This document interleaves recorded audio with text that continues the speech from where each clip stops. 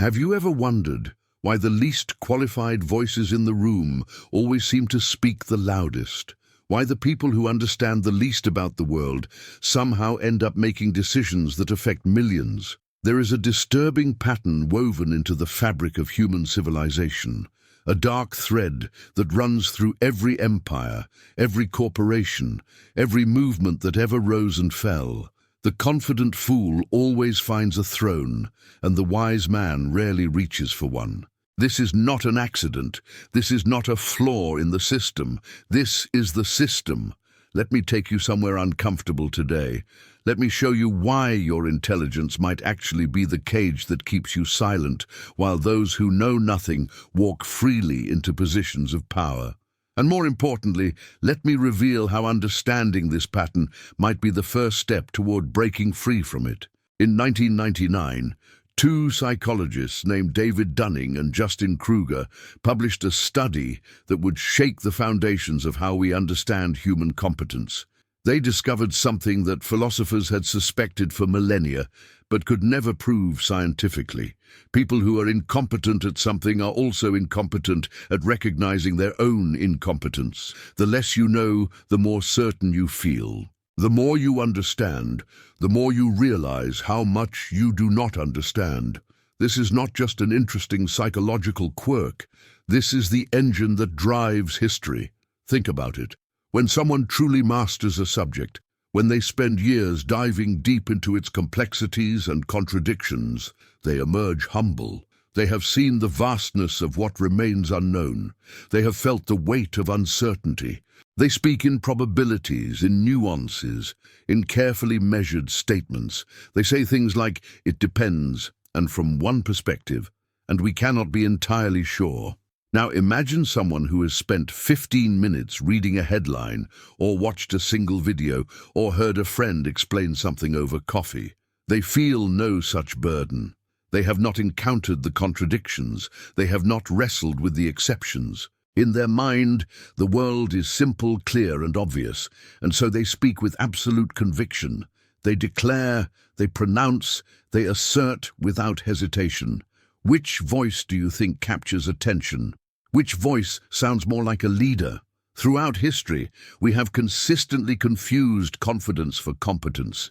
We mistake certainty for truth. And this confusion has shaped civilizations. The hesitant expert gets overlooked, while the bold amateur gets followed. The person who says, "I know exactly what to do," wins against the person who says, "This is complicated and requires careful thought." We do not want complexity. We want someone to tell us everything will be fine. We want someone who seems to know the way. This is why demagogues rise. This is why charlatans build empires. This is why the history of humanity is filled with confident fools leading masses of intelligent people off cliffs. The fool does not doubt himself because he cannot see his own limitations, and we follow him because his certainty feels like safety in an uncertain world. But why do we fall for this again and again? Why do entire societies hand over their futures to people who clearly do not deserve that responsibility? Here is where it gets personal. Here is where you might see yourself in this story.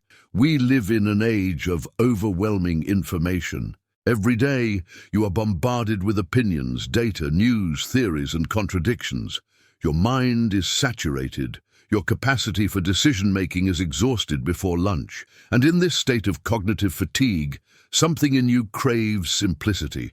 Something in you wants someone else to take the wheel, not because you are weak, but because you are human. Because carrying the weight of constant uncertainty is exhausting. When someone appears who speaks without doubt, who seems to have all the answers, who radiates certainty like a sun radiates heat, part of you relaxes. Finally, someone who knows. Finally, someone who can guide us through this chaos. And in that moment of relief, you stop asking questions. You stop checking credentials. You stop wondering whether this confident voice actually knows what they are talking about. You just follow. This happens to intelligent people all the time. In fact, it might happen more often to intelligent people, because intelligent people understand how complex the world really is. They feel the weight of that complexity every day, And when someone offers an escape from that weight, the temptation is enormous. If this idea is already resonating somewhere deep inside you, imagine what comes next. Subscribe now so you do not miss this journey. There is another layer to this phenomenon that makes it even more insidious. Confident fools do not just rise to power. They actively suppress the voices that could challenge them, and they do this without even trying. When a genuinely knowledgeable person encounters a confident fool, something strange happens. The expert hesitates. They see all the ways the fool is wrong, but they also see how much energy it would take to explain those errors. They calculate the social cost of contradiction. They remember past times when their careful explanations were dismissed because they sounded uncertain, and so they stay silent. They let the fool continue. They tell themselves it is not worth the fight. Meanwhile, the fool interprets this silence as agreement. He sees no resistance and concludes he must be right. His confidence grows even stronger. The next time he speaks, he is even more certain. And the expert, seeing this increased certainty, feels even more reluctant to intervene. The cycle feeds itself. This is how entire rooms full of intelligent people can be dominated by a single fool. This is how organizations make catastrophic decisions while experts sit quietly in meetings. This is how societies march toward disasters that everyone privately sees coming, but no one publicly tries to stop. The quiet majority watches, waits, and hopes someone else will speak up. But everyone is waiting for everyone else. And here is the part that might sting a little. If you have ever stayed silent when you knew someone was wrong, if you have ever let a confident voice go unchallenged because confrontation felt too costly, you have participated in this system, not as a villain, not as a fool, but as one of the millions of quiet, intelligent people whose silence creates the vacuum that confident fools rush to fill. I am not saying this to shame you. I'm saying this because recognizing your role in the pattern is the first step toward changing it. So what do we do? How do we break free from a cycle that has repeated itself across every culture and every era of human history? The first shift is internal. You must learn to distrust your own attraction to certainty. When someone speaks with absolute confidence, that should trigger suspicion, not relief. The world is genuinely complex. Anyone who claims it is simple is either lying or does not understand what they are talking about.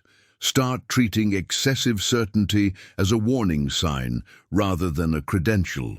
The second shift is learning to value the right kind of uncertainty. When an expert says, "I'm not entirely sure, but based on the evidence," that is not weakness. That is intellectual honesty. That is someone who respects the complexity of reality enough to speak carefully about it. Learn to hear uncertainty as a mark of credibility rather than incompetence. The third shift is the hardest. You must find the courage to speak even when you are not certain, even when your voice does not carry the ringing confidence of the fool, even when you know you might be challenged or dismissed. The world needs more voices that say, "I think," and "it seems," and say, "from what I understand." The world needs more nuance in the public conversation, and that nuance will only arrive if people like you bring it. But there is a secret still deeper that few people understand. The confident fool is not your enemy. He is your mirror. The same force that drives the fool to speak without knowledge is the force that keeps you silent despite your wisdom. It is fear. The fool fears being seen as uncertain, so he overcompensates with false confidence. You fear being seen as arrogant or combative, so you undercompensate with excessive humility. You are both trapped by fear. You are both performing roles that do not serve you. The difference is that his performance gets rewarded with power, while yours gets rewarded with invisibility. True wisdom is not choosing between confident foolishness and humble silence. True wisdom is learning to speak with conviction about what you actually know, while remaining genuinely humble about what you do not. It is possible to be both certain and uncertain at the same time. To say, "I am confident about this part, but less sure about that part." It is possible to speak with authority without pretending to know everything. The great leaders of history, the ones we remember with admiration rather than horror, were masters of this balance. They could inspire without deceiving. They could acknowledge complexity while still providing direction. They knew that leadership is not about having all the answers. It is about asking better questions and being honest about the journey. Here is the revelation that connects everything we have discussed. The confident fool controls societies because we let him, not through violence or coercion, but through our own voluntary surrender. We hand over our agency because we are tired. We silence our voices because we are afraid. We follow the loud and the certain because we have forgotten how to trust our own judgment. The fool has no special power. He has simply occupied the space that we abandoned, and we can take it back any time we choose. This is not a call to become arrogant. This is not a call to start shouting your opinions at every opportunity. This is a call to stop outsourcing your certainty to people who have not earned it. This is a call to speak when you know something is wrong, even if your voice shakes. This is a call to remember that the world is shaped by those who show up, and for too long the wise have stayed home, while the foolish built kingdoms. Bertrand Russell once wrote that the fundamental cause of trouble in the modern world is that the stupid are cocksure, while the intelligent are full of doubt. He was right, but he left out the solution. The solution is not for the intelligent to become stupid or for the doubtful to become cocksure. The solution is for those who understand complexity to find the courage to speak anyway, to lead anyway, to build anyway. The next time you sit in a room and watch a confident fool take control, ask yourself one question. What am I waiting for? What perfect moment of certainty am I expecting that will never come?